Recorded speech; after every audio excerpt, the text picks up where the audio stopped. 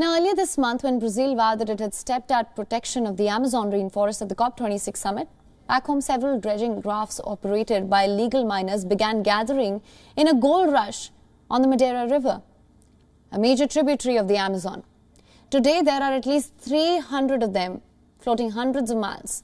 The gold rush was triggered by rumors of discovery of the yellow metal, but the state and federal authorities in Brazil are busy squabbling over who's responsible for stopping the illegal miners. Take a look.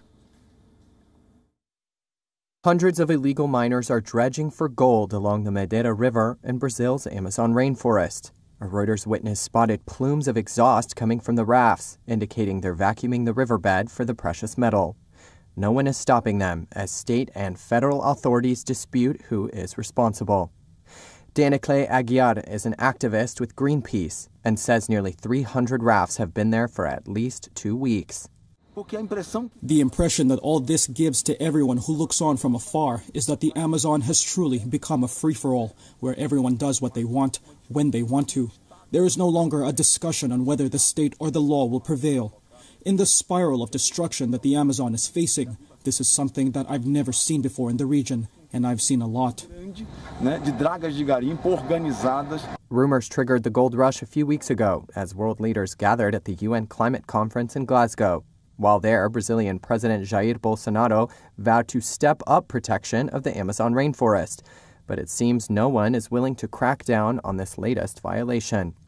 A spokesperson for Brazil's Environmental Protection Agency, IBAMA, said responsibility rests with Amazonas state authorities, or IPAM. IPAM said in a statement that rafts were under federal jurisdiction, so it's up to the National Mining Agency to crack down.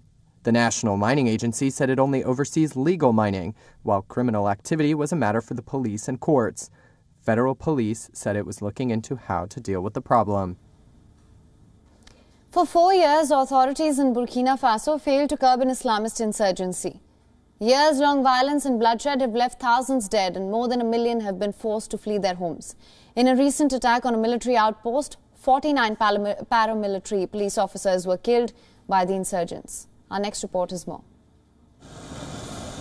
Flatbed trucks carried the bodies of military police officers to their funeral in Burkina Faso on Tuesday. Many of the 49 gendarmes killed in a strike on a security outpost were buried in the capital, Ouagadougou. The November 14th attack in northern Burkina Faso, in which 4 civilians were also killed, was the worst loss suffered by state security forces in recent years. And even the day before mourners gathered for the mass burial, another attack was announced. A further 9 gendarmes and around 10 civilians killed in the central north region, according to the government. No further details were given. At the cemetery, friends and family members expressed their anger with the government. There have been reports that the gendarmes had run out of food and had been forced to scavenge and hunt near the outpost. Okiri Mien is a family member.